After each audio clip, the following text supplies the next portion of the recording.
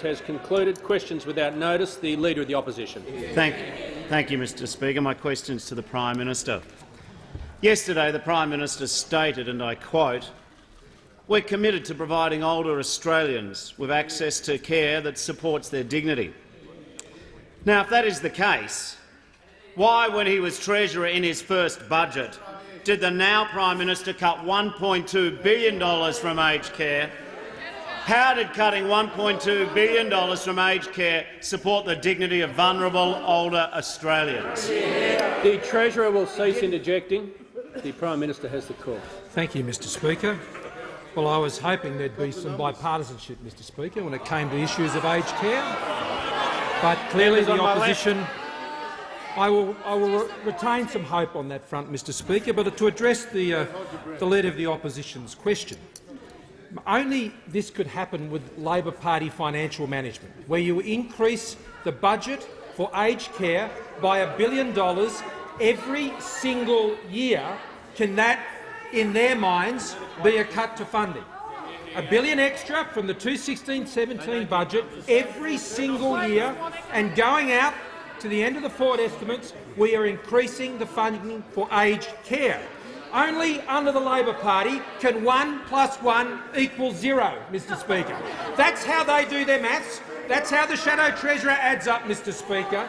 But on this side of the House, that has a track record for strong financial management, and it is only through a strong economy that we've been able to boost funding for aged care by $1 billion extra every single year, and to, on top of that, ensure that we're delivering more in-home aged care places.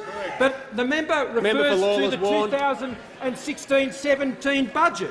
He may be interested to know what the sector said about the 16-17 budget when it comes to aged care. They said elements of the 2016 budget measures to slow the dramatic above-trend growth in ACFI funding would have had unintended consequences for some providers of services heavily focused on serving people with complex health care needs amongst our most vulnerable residents. Today's adjustments to the policy mean that those risks have been addressed, while the government proceeds with the process of reviewing the ACFI and the whole assessment process in consultation with the sector. This is good news for an increasing number of Australians who need the support of aged care services and their families. It takes courage and leadership, Ian Yates said, in relation to the 2016-17 budget and the measures that I handed down in that budget, because we know how to run a strong economy. We know how to get the budget back into balance, which is exactly what we've been doing. We know how you fund the essential services like aged care that are necessary. You do it by running a stronger economy. The Leader of the Opposition, the Shadow Treasurer, the entire front bench of the Labor Party have no plans for a stronger economy. They wouldn't be able to know how to run a stronger economy if their political future depended on it, Mr Speaker, or anything else. You cannot trust Labor with the economy. They want to tax it into complete obliteration, Mr Speaker, and when you do that, you can't afford aged care services. This government is delivering year on year higher funding for aged care services, and we're pleased to continue to support it with a strong budget and a strong economy. Just for members who are interjecting, I just refer them to my comments of last week. I'm not going to endure continual interjections, and for those that have been ejected, you won't be warned. You're not going to disrupt question time for those viewing it and for those that have taken the trouble to come along and watch it. The member for Petrie has the call. Thanks, Mr Speaker. My question is to the Prime Minister.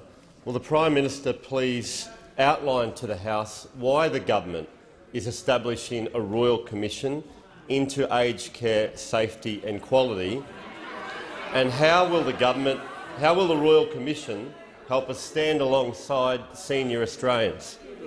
The Prime Minister has the call. Mr Speaker, and I thank the member for Petrie for his question and his passionate concern about the welfare of senior Australians in his community, in the electorate of Petrie and all around the country. Our government is standing together with senior Australians to protect their choices for a longer life and how they can support themselves into a longer life, and that they can have the availability of the services they need to ensure the quality of their life in their senior years. Our government is standing with senior Australians to protect them, to protect their safety, their personal safety, Mr Speaker, and the care that is being provided to them, and to remain engaged in our community, whether it's through the continued increased support for in-home aged care places and our support for other services within residential aged care. The decision that Australians make about loved ones going into residential aged care is one of the hardest decisions that they make. I would think, and I would know, that all members of this House would understand that. You are placed in a position of trust by your loved one at their moment of greatest fragility and vulnerability, and every single Australian deserves to have the confidence that the system into which they are placing their loved ones is up to standard, Mr Speaker. And over the course of the last few years, we have increased not only the funding support for aged care, but the compliance and policing resources into aged care, and what that has revealed is a disturbing and alarming increase in the level of risk of non-compliance and substandard care. And that is not something that we can allow to continue. We have put additional resources in, but it requires the additional work of a Royal Commission into the aged care sector, both into residential aged care, in-home care services, and including for younger Australians living with a disability in residential aged care. That program, that work that has already been done, has shown that the problem could be very widespread, not just in for-profit or not-for-profit centres, not just in large centres or smaller centres, or regional and rural centres, or those in metropolitan areas. It's very important that we have an independent and clear understanding of the facts upon which future policy can be based. I'm also hoping, and it is my intention, as I spoke to the Leader of the Opposition the night before making the announcement, that this will provide a basis of continued bipartisanship when it comes to the issue of addressing the aged care sector. We have had 8 years, going back to when we were in opposition and the Labor Party was in government, and we supported reforms, not all of which were popular, but we supported them, and we have had some support, Mr Speaker, for the reforms that we have continued. But this Royal Commission provides the opportunity to not have a superficial understanding of these issues, but to have a clear and detailed understanding that can be the basis for this chamber and the other chamber to work together to ensure that we can deliver on the needs of Australians being cared for in our residential aged care sector. I don't want to fight about this issue. I want to fix it. The Deputy Leader of the Opposition. Thank you, Mr Speaker. My question is to the Prime Minister. How can the Prime Minister deny cutting $1.2 billion from aged care when page 101 of budget paper number 2 from his 2016 budget, which bears his own name, states, and I quote, "The government will achieve efficiencies of $1.2 billion over 4 years through changes to the scoring matrix of the aged care funding instrument that determines the level of funding paid to aged care providers."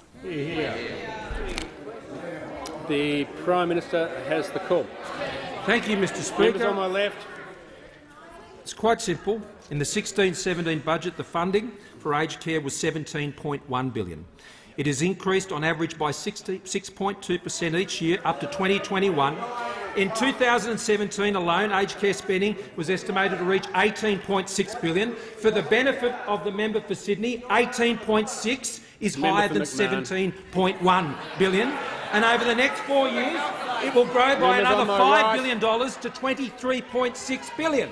What the member would know, because the Labor Party, when they were in government, also had issues with the estimation of potential demand in the aged care sector and issues of compliance with allocating the funding and ensuring the funding was spent on the purposes for which it was intended, to recalibrate future growth projections upon which the services would be required. Now, that is a standard budgeting function. I mean, it can be dealt with as an underspend in the estimates, as I would know as a former Treasurer, or you can take the decision in the budget and make sure the forward projections are accurate. The member for Parramatta.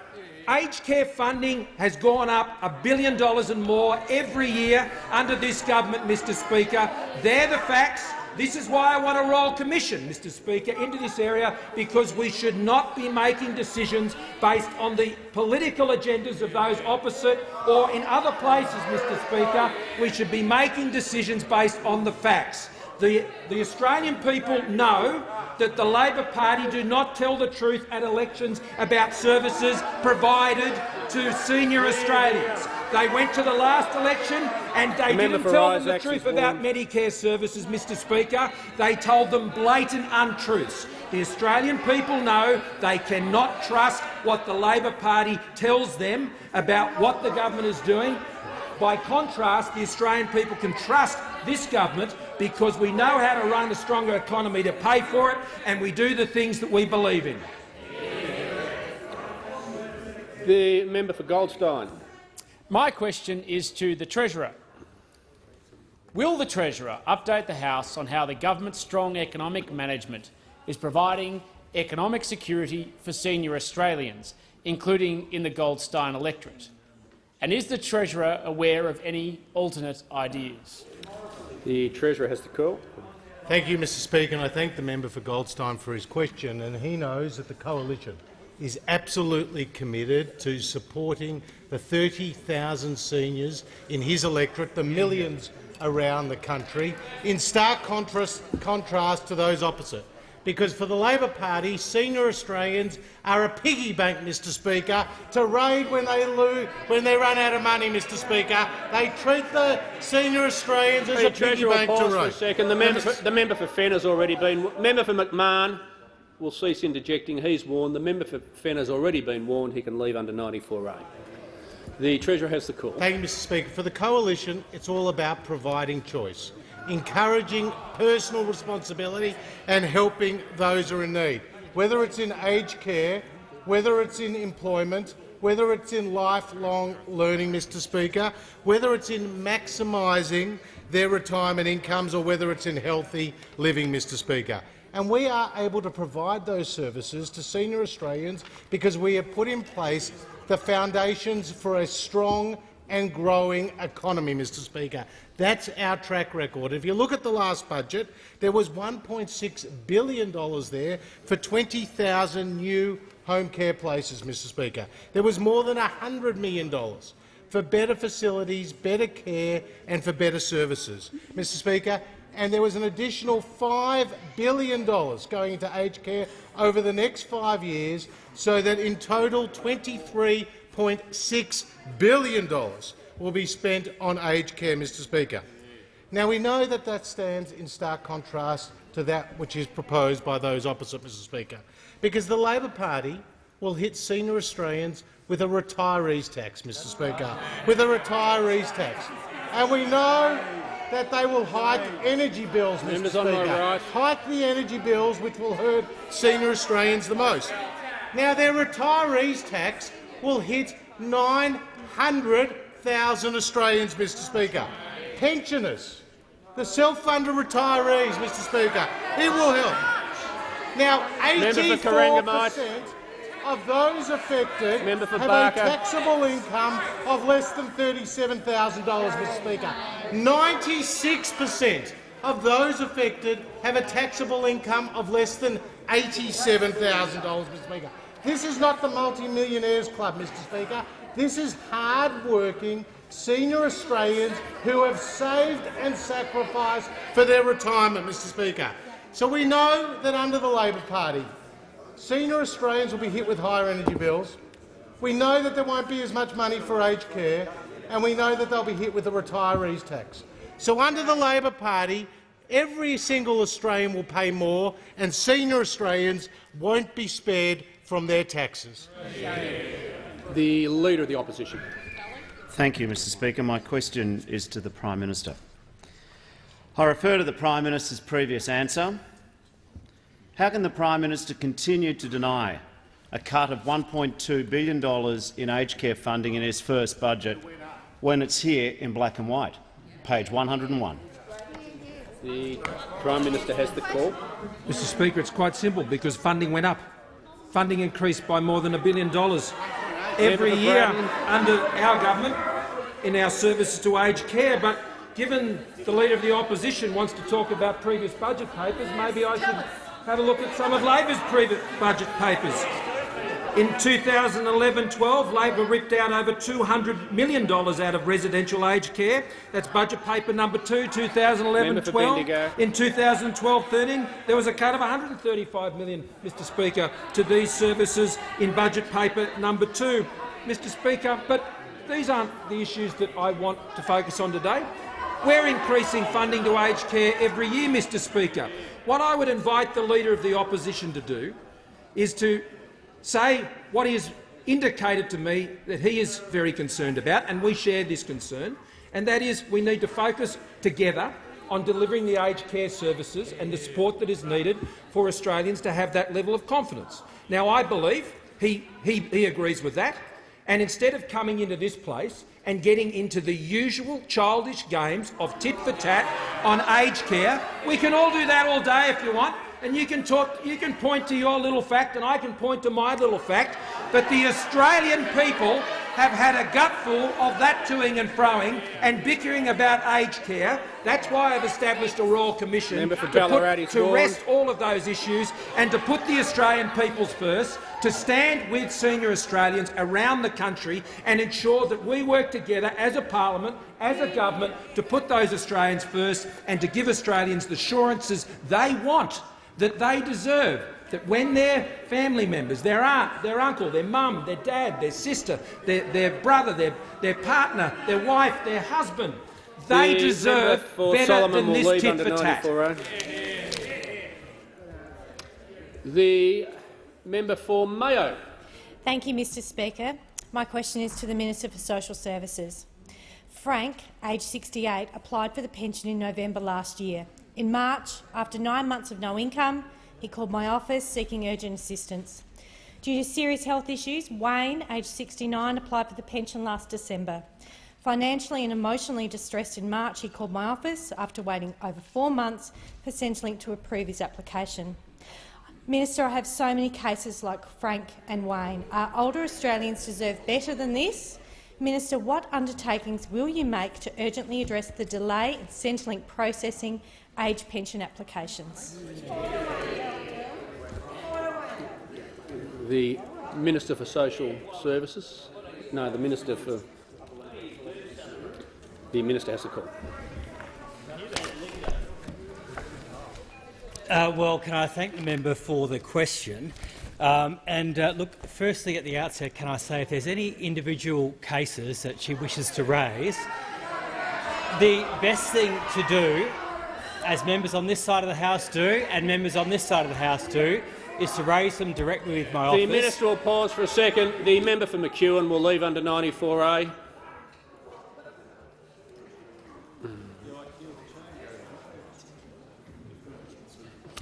The Minister has the call. When individual cases are raised with me or my office, then obviously we make every effort to intervene to make sure that people get the outcomes that they deserve. Now, in regards to this, I mean, if she wants to see me after question time, I'm very happy to look into the cases that she has raised with me. But in general, what is happening within my department is that when we came to office, the Labor Party, between 2007 and 2013, had cut out 4,800 people from the Department of Human Services. Now we, as always, are the ones who are fixing up that mess. Now I'm getting an extra 2,750 people contracted within my department to be able to address these issues, to make sure that when people call, their phones are answered quickly, and they deal with people who can deal with their questions and get them the response that they deserve. In terms of processing times are improving because of the extra resources that we have put into the department, and they will continue to improve as those extra resources come online.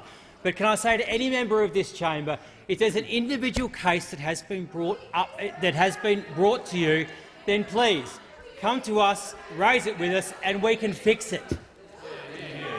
Just before I call the member for Wide Bay, I'd like to inform the House that we have joining us in the gallery this afternoon the Honourable Michael Gunner, Chief Minister of the Northern Territory. On behalf of the House, a very warm welcome to you. The member for Wide Bay. Mr Speaker, my question is to the Deputy Prime Minister, Minister for Infrastructure, Transport and Regional Development. Will the Deputy Prime Minister update the House on how Australia's strong economy enables us to look after the elderly residents of rural and regional Australia? What are the risks to the infrastructure investment that is helping rural and regional senior Australians get the care that they deserve? The Deputy Prime Minister has the call. Yeah, thank you, Mr Speaker, and I thank the member for Wide Bay for his question, Mr Speaker. Aged care is very, very important. We believe that quality aged care services should be available close to home, particularly for those people in country Australia, because when they have to make that decision, or their families make the decision for them to go to a residential aged care place, sometimes, all too often, Mr Speaker, they have to go many hundreds of kilometres from where they've lived most of their life, from their family and friends, and that is very difficult. It's difficult for them primarily, but it's also difficult for their family and friends. It's an already stressful time for them, and that's why all of us would want our mum, our dad, our grandparents, our family and our friends to be close to us during that time and in the future. And we want it for all Australian people. A strong economy means that we can invest in aged care centres through such programs as the Building Better Regions Fund. It's such a good fund for country Australia, and in that fund, in recent rounds, there's been the Gloucester Anglican Care Centre in the member for Lyons electorate, a 50-bed facility with communal areas worth $8 million. In Kiama, in Gilmore, restoring the Blue Haven Aged Care Centre of Excellence, $1.4 million. The Frank Widden Masonic Homes in Temora, $3.6 million. Barcaldine Aged Care Centre in Maranoa, 5 additional aged care units, $1.8 million. Black Banarkan Aged Care Association, also in the Minister for Agriculture seat, new independent living dwellings, $204,000. Mightn't seem a lot of money in the scheme of things, but they're so important to those country people, so important to their families. The Mercy Health and Aged Care Centre in Central Queensland, in the member for Capricornia's electorate. In Rockhampton, new community centre for recreation activities, $1.2 million. Quamby Park, Ruroona, in Canning in Western Australia, 9 disability modified accommodation units for aged people, $1.6 million. They all add up. They add up for the families. They add up for those people who are retiring to those particular centres. And the Minister for Senior Australians announced in June this year, in Wagga Wagga in fact, an aged care approval round for $13,500 for residential aged care places and 775 restorative care places, specifically in rural, regional and remote centres. That is very, very good. This follows the A-Care investment across the regions in this term. Gympie's Cooinda Aged Care Centre will receive a $5 million capital grant towards the construction of its new, nearly $12 million 50-bed building. But I'm asked about the risks. And unfortunately, Mr Speaker, I have to say that programs such as the Building Better Regions Fund will probably go. But I tell you what will also happen if Labor gets in government, and that is they will take a sledgehammer to the retirement savings of those hard-working Australians who deserve better, from their parliament. Concluded. The member for Franklin. Thank you, Speaker. My question is to the Prime Minister. In his first answer, the Prime Minister offered one quote from the aged care sector about the 2016 budget. In his answer, why did he fail to refer to Leading Age Services Australia, which called the continued cuts to aged care, and I quote, devastating, and said the government was, and I quote, in denial about the true cost of providing complex care in Australia? The Prime Minister has the call. Mr Speaker, and I thank the member for her question. I do refer her to my earlier answer, where I've made it very clear that under this government, funding for aged care has been increasing by more than $1 billion a year. More than $1 billion a year. So 1 + 1 does not equal 0. Deputy Leader of the Opposition. 1 + 1 equals 2, Mr Speaker. And Deputy when we Leader add of the Opposition is warned. additional funding each year, well, the Opposition interjects and congratulates me on my maths, but I seem to be the only one who are able to do it, sitting at this table, Mr Speaker. Sitting at this table, on that side, Mr Speaker, they think if you increase funding, it's a cut. That's what they do, Mr Speaker. But let me tell you, I'm asked about funding of aged care. Let me tell you what we've also done. There is $200 million which has been put into a 5-year program to boost dementia research in this country, which I put in the budget this year. $150 million is being used to fast-track progress towards preventions, treatments and cures for dementia.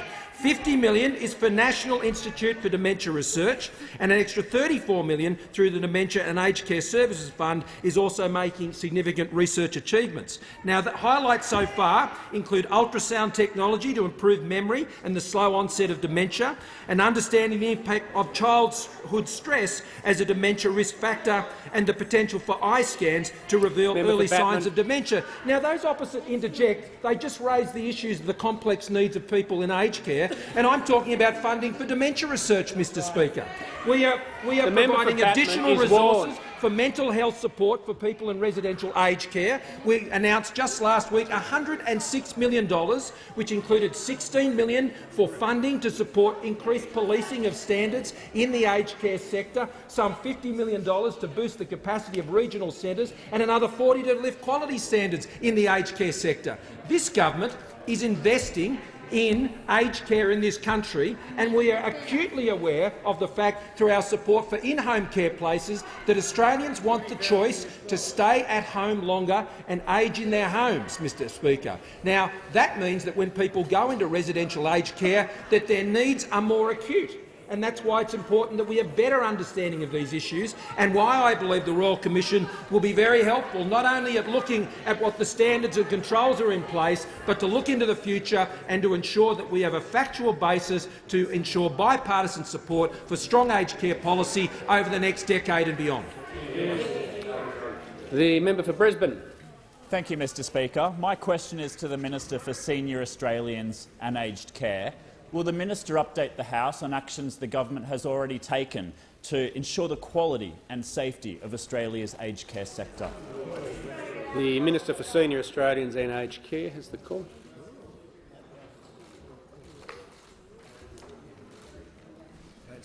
Thank you, Mr Speaker, and I thank the member for Brisbane for his ongoing interest in aged care. Since Oakden, what we've done is we've turned our minds to safety and quality for every senior Australian in this nation, in residential care, in Aboriginal communities and in home care. What we've also done is we've taken all 4 sets of standards, and we now have one set that is applied across all areas. Unannounced audits and unannounced visits were an outcome of the Oakden inquiry. That work is absolutely important, because what that's done is that's shown that there are serious risks, and those unannounced audits now demonstrate very clearly why it was necessary to do it. In the first year, we had 2 serious incidents reports. The following year, there were 22, and recently 61 serious incidents reports, which I discussed with the Prime Minister. And in discussing those, we reached the conclusion that there were many elements in aged care that need to be considered and viewed with an independent authority, and hence the announcement of the Royal Commission. Service providers will no longer receive advance notice for reaccreditation, and that is important, because we want them to make sure that they provide the quality of program and services that are absolutely important. They will have nowhere to hide. This will ramp up even more through the tough COP, the new Aged Care Quality and Safety Commission. The legislation we've passed through the House and will travel through the Senate, hopefully with the support of senators, will mean that the new Commission comes into place on the 1st of January. It is important that all of us turn our minds to the safety and quality of life that senior Australians deserve in aged care. We've announced the additional $106 million to better support facilities, cares and standards, $50 million for the new cop on the beat, but more importantly $50 million for aged care providers to transition to the new standards that we've all agreed to. It is important that we consider quality and safety as part of that process. Other matters, as the member for Moreton interjects and makes comment about, will be considered by the Royal Commission. There is an opportunity. That's why the Royal Commission will cover a range of issues in that context, and we will continue to supply and provide the level of funding in aged care that we currently do, and as it increases by $1 billion each year in the forward years, that gives certainty to senior Australians. Thank you, Deputy Speaker.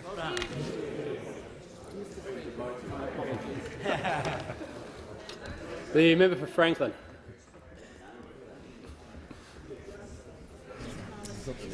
So my question is to the Minister for Senior Australians and Aged Care. During question time in May— The member for Franklin will resume her seat. Members on my right will cease interjecting.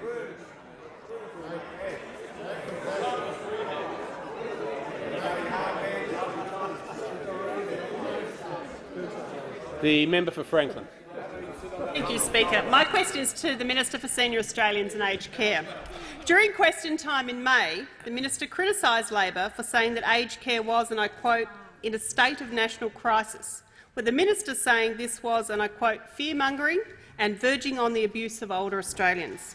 Will the minister now apologise to older Australians and their families for refusing to acknowledge the crisis in aged care? Hear, hear. The Minister for Aged Care.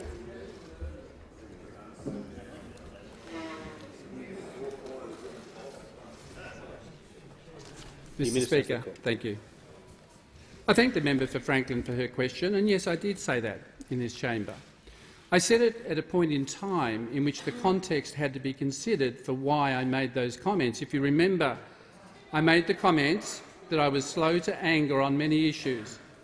But what I've done and have continued to do is to act to put in place the reforms that are absolutely necessary. It includes living longer and having choice. In the budget proposals, what we focused on was better access to care, better quality of care, but more importantly, ageing well. And all of those were premised. Now, I know that at the time when I made that comment, the Leader of the Opposition called me shortly after question time and he and I had a discussion. But it doesn't change my position. I'm wanting to make sure that every senior Australian in this nation who've built this country and given us everything that we've taken for granted deserves the things that we put into place. And we will continue to do the reforms on a number of areas. In terms of workforce, I appointed John Polaires to head up a task force to look at the workforce needs in the aged care sector, because the numbers will increase from 366,000 to 920,000 by 2050. What I want to see is a workforce that provides the nurturing and the care. And the aged care workforce that I have had the privilege of meeting in 100 facilities plus across this nation, I would stand beside. I would stand beside them because I have seen them deliver good care. I have seen them deliver compassion. I have seen them at the funerals of people that they've cared for. And the aged care workforce has been absolutely tremendous. And what I want to do with our government and working with the Prime Minister is for our government to look at the opportunities that we create for pathways into aged care that looks after senior Australians. It is absolutely important, and I don't reconcile from the stance I've taken on a number of issues, because I have a total commitment to wanting to make sure that we collectively in this House provide the pathways that ensures that the programs we put into place have bipartisan support, that what I put into place with the Prime Minister out of the Royal Commission and what we put into place continuing from our budget programs will continue to ensure that we have quality of life for senior Australians wherever they live, in cities, in regional Australia, remote Australia, and for those in country towns where the numbers are small, because our senior Australians have the social capacity and deserve the quality of life that they have earned through their hard work. Thank you, Mr. Speaker. Has concluded. The member for Barara. Thank you, Mr. Speaker. My question is to the Minister for Families and Social Services. Will the minister update the House on how the government is supporting senior Australians through our social security and welfare system? Is the minister aware of any different approaches that would not achieve the same result? The Minister for Families and Social Services. Well, I do thank the member for Barara, who's been a very strong advocate for fair and appropriate support for senior Australians. And of course, 11,000 of his constituents in the electorate of Barara receive the age pension. nationally around 2.478 million Australians receive the age pension. And since the Coalition came to power, pensions have increased by $99 per fortnight for singles and over $144 for couples. And of course, on the 20th of September, so just in a few days' time, the age pension will rise again, $8.70 per fortnight for a single, $13.20 per fortnight for a couple. And so, in a whole range of ways, Mr Speaker, the Morrison government is supporting older Australians through our social security and welfare system. Firstly, through the regular increases in the age pension, as I have spoken about. Secondly, in building a sustainable social services and welfare system so that Australians can know, they can be confident that if they need the age pension, that it is there for them, that it is funded. You know, under the Labor government, Mr Speaker, between 2007 and 2013, social security and welfare spending was rising by 6.2% a year, almost twice the rate at which revenue was rising. That is not sustainable. You cannot sustain that kind of divergence. We've turned it round, and we now have social security and welfare spending rising at a rate which is less than the rate at which tax revenue is rising. That means the system is sustainable. That means that when Australians turn to rely on social services, the funding is there. Of course, Mr Speaker, we've also rebalanced the system to make it better targeted. And what that has meant is that over 165,000 age pensioners with more modest assets are now receiving an average $25 more in pension per fortnight. We provided more choice for senior Australians by extending the pension work bonus, and we've made it clear that the proposed increase in the pension age beyond Labor's legislated age of 67 will not be proceeded with. The alternative, Mr Speaker, I'm asked about the alternative. The alternative is very clear. Labor's retiree tax, a disgraceful attack on people who have saved, and a measure which disgracefully hits low-income holders of shares very hard compared to high-income owners of shares. This is exactly the opposite of what supposedly Labor does. Labor is attacking older Australians. We're backing older Australians. The Leader of the Opposition. Thank you. My questions to the Prime Minister. Just now in his answer, the Prime Minister referred to funding for dementia research to help people in the future who are diagnosed as living with dementia. But why did he fail to mention the Abbott-Turnbull-Morrison government's cut to the dementia supplement, which helped nursing homes look after people who've already been diagnosed as living with dementia? On my left, the Prime Minister has the call. Thank you, Mr Speaker. I thank the member for his question. We replaced the dementia supplement with the Severe Behaviour Response Team, notwithstanding our significant investment into mental health of $100 million. Treasurer will pause. The member for Ballarat's now been warned twice. She'll leave under 94A. It's very simple. If you interject, you're out. The Prime Minister has the call. Thank you, Mr Speaker. And that, as I said, our significant investment into mental health of some $100 million through the More Choices for a Longer Life program, which includes the $200 million into dementia research through the MRFF. But I've been asked a lot of questions today about funding for aged care, Mr Speaker, and I've addressed the issue which they have raised specifically in this question, but there's been a lot of contention about the ACFI model for determining aged care funding. And we have been accused, as those opposite have sought to do, about what was in the 2016-17 budget. But when I look at the 2012-13 budget, budget paper number 2, measure titled Living Longer, Living Better, Improving the Aged Care Funding Instrument. You don't want me to talk about this, do you? The Prime Minister resume his seat. No, the Prime Minister will resume his seat. The Manager of Opposition Business is quite entitled to approach the dispatch box. The Manager of Opposition Business on a point of order. Yeah, point of order of direct relevance. The question referred to a— Members on my right.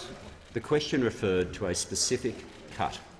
The Prime Minister has acknowledged that he has addressed that issue and now wants to talk about other things that have been raised in other questions during question time. By his own explanation, where he's gone now is beyond the relevant issues in the question. Okay, well, I thank the Manager of Opposition Business. I've made The Leader of the House isn't assisting. I've made the point before that provided ministers remain on the policy topic, that is in order. I have to say I didn't know the Manager of Opposition Business. If you want me to address the point of order, no.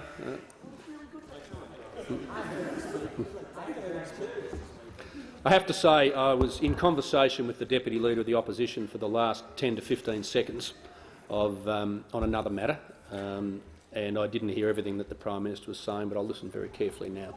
The Prime Minister has the being asked about aged care funding, and I was responding to the issues of how we're funding aged care, which, if you didn't know, then people who are actually in aged care actually suffer from dementia. And so the funding for the entire program is relevant to people who have dementia. Now, Mr Speaker, in that budget measure that I've referred to in the 2012-13 budget, it said the government, that is the Labor government, will refine the aged care funding instrument to better align the funding claim by aged care providers with the level of care being offered. It says that the measure is part of the government's aged care reform package, and it says that the funding instrument for residential aged care services will be modified through the tightening of assessment criteria. That produced a savings of $1.6 billion, Mr Speaker. So I haven't come in this place and thrown accusations at the Labor Party on this day, Mr Speaker, about this issue. I have referred to exactly the same practice that the Labor Party pursued when they were in government to channel savings and fundings into other important services. However, in that case, it was just to heap up the debt and heap up the deficit, Mr Speaker. But Labor accuses the government of something they themselves specifically engaged in when they were in government. That's the sort of hypocrisy on aged care that the Australian people are sick of, Mr Speaker. The member for Macmillan. Thanks for the call, Mr Speaker. My question to the Minister for Jobs, Industrial Relations and Women. Will the Minister update the House on how the government is supporting mature aged workers? Is the Minister aware of any threats posed by alternative approaches? The Minister for Jobs, Industrial Relations and Women. I thank the member for his question. And he knows that Australians are living longer lives, and given that all of us are getting older, this is indeed a very good thing. But the government recognises that as Australians get older, we want to make sure that they lead healthier, safer and more independent lives. And they need to be able to be free to take advantages of all of the opportunities that a longer life brings, which of course means that we need to focus on the opportunities for mature age Australians who want to work and who want to be able to get a job. Pleasingly, we have seen the employment for mature age workers increase by more than 73,000 over the last year, consistent with the record job growth that we have been able to deliver under our stewardship of the nation's economy. But we are not resting on our laurels, because we know that on this side of the House, for those that want to work, they should be able to get a job. And if you are older, you are not only valued, but you are valuable. And that is why, on this side of the House, we are creating the new $2,000 skills and training incentive to support retraining and reskilling and upskilling the opportunities for mature age workers. We are increasing the pension work bonus to give pensioners the opportunity to earn more income before they reduce any of their pension payments. And we are providing the restart wage subsidies of up to $10,000 to encourage businesses to hire and to retain mature age workers, because the government recognises the great benefits to our economy from the experiences, the work ethic, the skills of mature age workers, and we know the great benefits that they bring to their communities and to their families from their contributions. We will continue to support all Australians who want to get a job to get a job. But the member asks about threats. Well, it will probably come as no surprise to the member for Macmillan that there is an alternative, high-taxing, job-destroying approach from those opposite that poses a very significant impact and threat to the ability of businesses, particularly small businesses, to continue to offer job opportunities to so many Australians. Because those opposite would in fact have a mega regressive retiree tax that would hit more than 900,000 older Australians and leave them worse off. We will stand with older Australians. Those opposite will attack older Australians, and that is why they cannot be given the opportunity to be trusted with their livelihoods. The member for Perth. My question is to the Prime Minister. The Prime Minister has refused to admit he cut $1.2 billion from aged care, saying it was a lie. But Sean Rooney from Leading Age Services Australia has said, and I quote, $3 billion has been taken out of the aged care system by successive governments over the last 4 years. Is the Prime Minister calling Mr Rooney a liar? The Prime Minister has the call. Thank you, Mr Speaker, and I thank the member for his question. I know this is a very important issue. I thought a member from Western Australia, newly in the House, would want to ask me about the fairer deal for GST for Western Australia. Clearly not on the top of his agenda, Mr Speaker. There are other things. But I go to the question, Mr Speaker. I go to the question. It is not true that the government has cut funding to aged care. It's simply not true because the funding has gone up by more than $1 billion every year. When there's more money provided, that means there is an increase. When there's less money provided, that means there is a decrease. It's simple maths, and I'm happy to have the Treasurer explain it to you if you'd like to come round his office and he can take you through it. But I make the point again, Mr Speaker, about the hypocrisy being shown by the Labor Party, because the very measure that they take issue with, the very measure that they put in place themselves when they were government and took out $1.6 billion, Mr Speaker, based on their assessment, when the member for Blair, the very overstated member for Blair, came and he was responsible for aged care services in opposition before the last election, he was asked whether they would reverse this measure, Mr Speaker, and he said, no, Labor is actually not. We're not going to do that, Mr Speaker. That's what he said. And further than that, Labor actually voted with the government against the classification amendment, which actually gave effect to that measure, and Labor voted with the government to preserve that measure, Mr Speaker, and they included it in all of their estimates at the last election.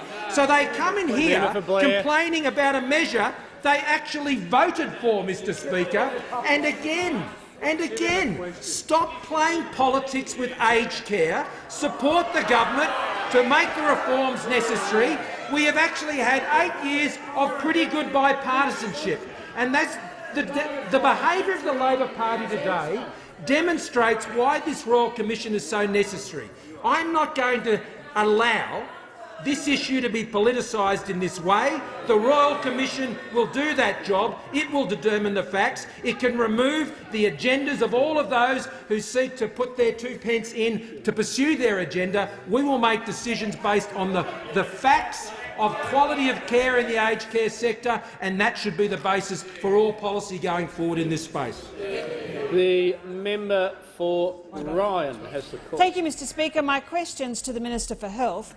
Will the Minister please update the House on how a stronger economy enables the government to invest in life-saving drugs and the mental and physical health of older Australians? The Minister for Health has the call. Thank you very much, Mr Speaker. And I want to thank the member for Ryan, who's been a great advocate for pensioners, for seniors, in her electorate and every electorate in terms of protecting them and planning for them for their futures. In particular, one of the things that she is absolutely right about is that you do need a strong economy in order to be able to deliver these services. And we know this because in the 2011 budget there was a period when, due to fiscal circumstances, the then government deferred the listing of 7 critical medicines. One of those medicines was Symbicort, a medicine primarily directed at older Australians for chronic obstructive pulmonary disease. That medicine was deferred due to fiscal circumstances in the budget paper of that year. I am pleased to inform the House that only very recently this government listed Trelegy, primarily directed at older Australians for chronic obstructive pulmonary disease. It's part of over 1,900 medicines which have been now listed or amended on the watch of this government, which we've been able to do precisely because of the strong economy. Now, one of the other things that she raises is what other medicines might we have helped with. And I'm very pleased that we've been able to deliver a trivalent vaccine for flu.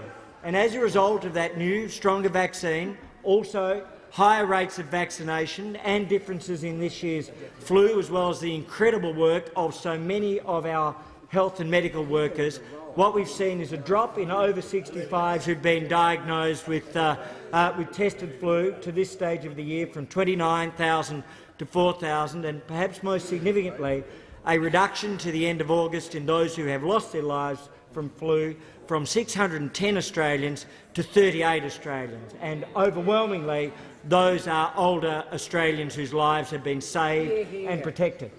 At the same time, we've seen an almost 50% increase in funding under this government compared with 2012-13 for aged care. And I think that's a critical thing. And that's allowed us, in this budget, to add $100 million for mental health for older Australians inside nursing homes and within the community. $82 million for those within nursing homes to have better mental health care, and $20 million for those within the community to have better access to mental health nurses and other support. Outside of that, there's an extra $50 million to assist older Australians with rehabilitation and physical activity for their physical health. None of these things could be possible, as we saw from the 2011-12 budget, without a strong economy, without the ability to pay for it, and ultimately without the ability to protect and to plan for our senior Australians. Concluded. The member for McMahon. Thanks, Mr Speaker. My question is to the Treasurer. On Saturday, the Treasurer said ASIC and APRA have a case to answer as to how some of this conduct occurred on their watch. But in April 2016, when arguing against a banking royal commission, the now Treasurer said that ASIC and APRA had, and I quote, stronger powers than a royal commission. Why, 2 years after he said they had stronger powers than a royal commission, is the Treasurer now blaming the regulators and only now promising them more powers? The Treasurer has the call. Well, Mr Speaker, what hypocrisy from the member for McMahon. Actually, Labor has voted against a Royal Commission itself, Mr Speaker. That's the reality. Now, Mr Speaker, I want to share with the House what the Minister for then Financial Services, the Leader of the Opposition, what the Minister, and now the Leader of the Opposition, the then Minister for Financial Services, said when he was the Minister about the, quote, sound regulatory system we have in place. Australia has an excellent regulatory system and prudent management, Mr Speaker. And when Labor was last in office, you know what happened? We had the Trio Capital collapse. We had the Storm Financial collapse. We had the Opus Prime collapse, Mr Speaker. Now, the Coalition has been absolutely committed to putting in place greater resourcing for ASIC, increased better personnel, Mr Speaker, and increased support across the board in the sector. We have increased the penalties. We've increased the resourcing. $70 million this year, Mr Speaker, to implement the new strategy. $121 million for ASIC as a funding package in April 2016. A new chair in James Shipton, Mr Speaker. A new second deputy chair in Dan Crennan, Mr Speaker, as a special prosecutor. We established the ASIC Enforcement Review Task Force. The then Treasurer and the then Minister for Revenue put in place the BEAR accountability regime, Mr Speaker. These are all steps that we have taken to ensure a more transparent and accountable financial system. Now, at the same time, the Royal Commission has revealed appalling acts of misconduct, Mr Speaker, acts that have shocked everybody in this chamber. Fees for no service, fees for dead people, 300,000 allegations of providing insurance services on an unsolicited basis, Mr Speaker. This is what has been revealed by the Royal Commission, and the Royal Commission is doing an outstanding job. So we await his interim report later this month, and his final report, which is due next February. But we are absolutely committed with the measures that we have already put in place, and that we will follow up on the Royal Commissioner's recommendations to ensure a more accountable and transparent financial system for all Australians. The member for Flynn. Will the minister update the House on the programs and services the government is delivering Member for Flynn, stop for a second. If you just start again and start with which minister the question's to.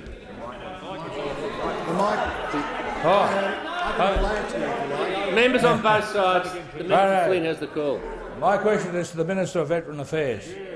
Will the minister update the House on the program and services the government is delivering to support our elderly veterans and war widows? The Minister for Veterans Affairs has the call. Well, thank you, Mr Speaker, and I thank the member for Flynn for his question. He's a real champion, a bulldog, in fact, for veterans in his community. And this government is committed to putting veterans first, in fact, putting veterans and their families first. And, Mr Speaker, I'd like to acknowledge today, or actually all this week in the parliament, there will be 22 men and women from the Navy, the Army and the Air Force taking part in the Australian Defence Force parliamentary program. They're in the gallery here today, and we certainly welcome them here. And I say to you all, though, as I said to you this morning, thank you for your service, for the work you do for our nation. We do greatly appreciate what you do to help keep us safe in a challenging world. And the ADFPP program, Mr Speaker, is where MPs are exposed to life in the military, and we might get the opportunity as members of parliament to spend some time in a patrol boat off Darwin, or a PC-9 East-Star RAF base, or a Bushmaster in Kabul, or a Globemaster into Baghdad, and you get to come to question time. So I might need to look at commissioning a medal for services beyond the call of duty. But, Mr Speaker, can I say the member for Flynn asked me about our older veterans, and there are 1,500 veterans and war widows living in his electorate, and many are aged in their late 60s or early 70s, and sometimes much older than that. And we do have a responsibility as a grateful nation to make sure that we look after veterans and their families in their later years. And we're doing that, Mr Speaker. We're doing that through the work of the Department of Veterans Affairs, where the veterans and their families actually represent a very significant proportion of our aged population across the nation. 12% of all Australians aged over 85 are either a veteran or a war widower, with the average age across the veteran population being around 71 years old. And as a grateful nation, Mr Speaker, we provide in excess of $11 billion per year to support our veterans once they leave the Australian Defence Force. And we know for our older veterans, often the best place to be, as it is for the broader community, is in their own homes as they age. And there are around 55,000 veterans, Mr Speaker, who receive some form of home-based support each year. And this can take many different forms, Mr Speaker, as I'm sure members opposite and on this side would realise. It can be in the form of respite care for loved ones, home-based nursing aids to support independent living, or even modifications to the family home to allow the aged veteran to remain in place for a longer period of time. So, Mr Speaker, I would say that the government support is critical for our older veterans, but also the support provided by ex-service organisations is very important as well. And our communities right across the nation do a great deal of work, charitable work, in supporting veterans in their homes. So whether that's through visiting veterans in their local aged care facility, or perhaps taking them out on excursions, or advocating on their behalf within the broader community. So I'd say, Mr Speaker, the vast majority of elderly veterans and their families are satisfied with the support provided by DVA. We know there's always room for improvement, and we're working as a government to make sure that veterans are properly recognised, they're properly respected and they're properly supported in their later years. The member for Isaacs. Thank you, Mr Speaker. My question is to the Minister for Home Affairs. Last week, the Minister for Home Affairs told Parliament, and I quote, "I've recused myself from discussions where that's been deemed inappropriate." But leaks from within the government confirm the minister did not absent himself from a single cabinet meeting during the entire life of the Turnbull government. Does the minister stand by his earlier answer, or will the minister now correct the record? The Minister for Home Affairs has the call. Well, Mr Speaker, I thank the honourable member for his question, and as I've repeated again this morning during a press conference, Labor first raised the Section 44 issue back in October. They didn't make any mention of it whatsoever. They looked at all of the detail, made no mention of the issue at all until a fortnight, 3 weeks ago. Now, Mr Speaker, it shows to you that the Labor Party is determined to play politics on this issue. Nothing more, nothing less. The advice that I have from Mr Guy Reynolds SC states to me, and Mr Reynolds states in his advice to me, and I quote, Mr Dutton cannot have a pecuniary interest in an agreement within the meaning of Section 44. Minister resume his seat. The Manager of Opposition Business on a point of order. On direct relevance, the Minister's answering a question that was asked last week. This question does not go to Section 44 at all. This question is about his obligation as a Cabinet Minister, on recusing himself from Cabinet. And the issues that he's referring to, while important, are not the subject of this question. The Manager of the Minister will just pause for a second. The Manager of Opposition Business makes a reasonable point. The Minister is entitled to a preamble, but the question went to whether the Minister stood by a statement last week and associated issues. So I'll just ask the Minister to bring himself to the question that was asked. Mr Speaker, in the advice to me, it said Mr Dutton cannot have a pecuniary interest in an agreement within the meaning of Section 44(5) by virtue of the trustee company's receipt of payments under the statutory scheme. Mr Speaker, that is by way of preamble, and as I've stated previously, I've always complied with the statement of ministerial standards and the Cabinet handbook in declaring any interest. The member for Leichhardt. Thank you very much indeed. Thank you very much indeed, Mr Speaker. Great question. My question is to the Minister for Home Affairs. Will the Minister update the House on why the government's strong cybersecurity initiatives are important to support and protect seniors from cybersecurity threats? And what are the threats to senior Australians posed by different approaches? The Minister for Home Affairs. Thank you very much, Mr Speaker. I thank the honourable member for his question. One of the reasons that the coalition government always works hard to manage the economy well is because we want to pay for essential services. We want to spend more and more money each year, which we do, on health, on education. We want to spend more money helping senior Australians through the tax system. We don't want, Mr Speaker, Labor's retirees tax and all of the taxes that will be shoved onto older Australians in particular. We want to help older Australians who have worked hard, whether they're self-funded retirees, part pensioners or pensioners. Mr Speaker, we don't want to see older Australians being ripped off online, and we don't want to see older Australians being ripped off again by the Labor Party. Mr Speaker, we have put $250 million into an investment, Mr Speaker, into strengthening the foundations of our cyber security and building our nation's cyber resilience. And last month, Mr Speaker, the government opened the Australian Cyber Security Centre. It provides 24/7 global watch to support the public by providing a single point of contact in which a cyber incident can be reported. And, Mr Speaker, we want to say to all Australians, particularly older Australians, as they use internet banking, as they converse online, as they use social media, as they answer emails, we want people to think twice before they provide any detail online. Banks will not send through emails which require people to click through and provide passport or user ID information. And we know, Mr Speaker, that we have, in 2017 alone, reports of 200,000 scams which were reported to the ACCC, to the Australian Cybercrime Online Reporting Network and other federal and state-based agencies. So, Mr Speaker, this problem is not going away, and the government wants to support older Australians as they converse, as I say, and transact business online. We want to make sure that we can provide every assistance to keep people safe online. This government is doing a lot, Mr Speaker, whether it's at our borders, whether it's through the work of the Australian Federal Police or the agencies within the Home Affairs portfolio, to keep senior Australians safe.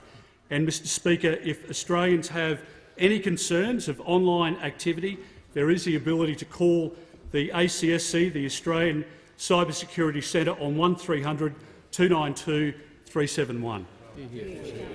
The Leader of the Opposition has the call.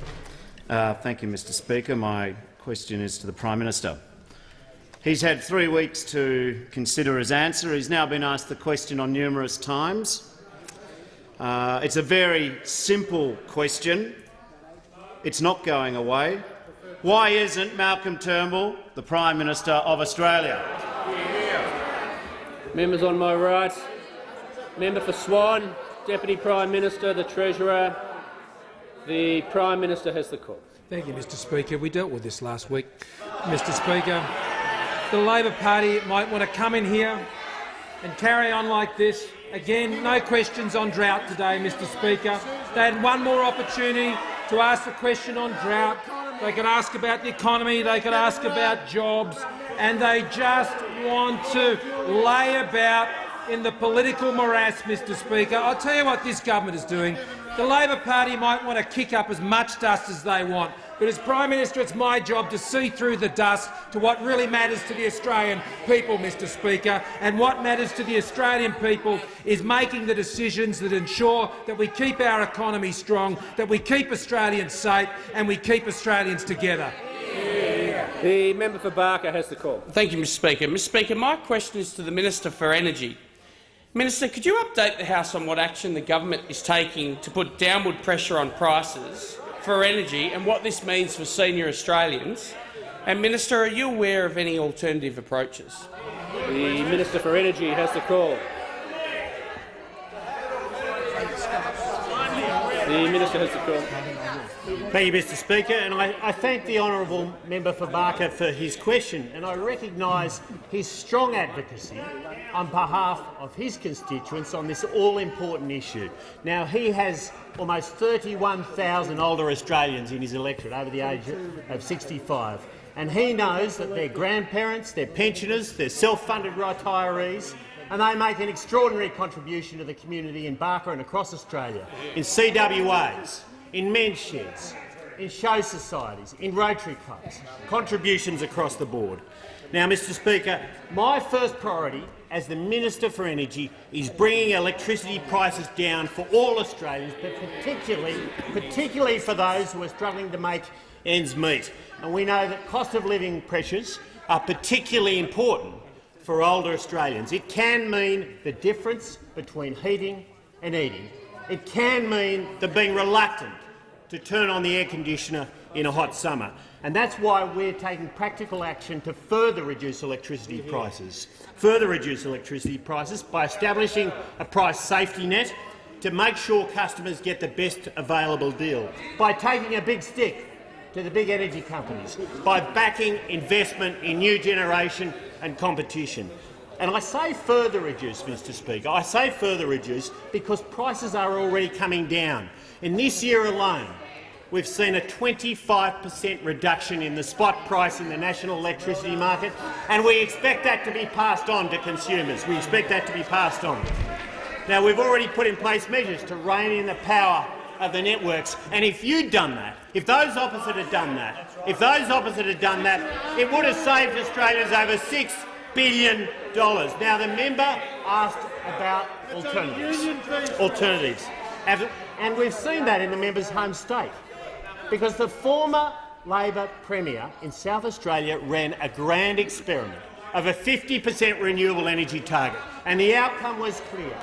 Amongst the highest electricity prices in the world at just under 50 cents a kilowatt-hour, the highest in Australia and amongst the highest in the world, and the Leader of the Opposition wants to turn this experiment national.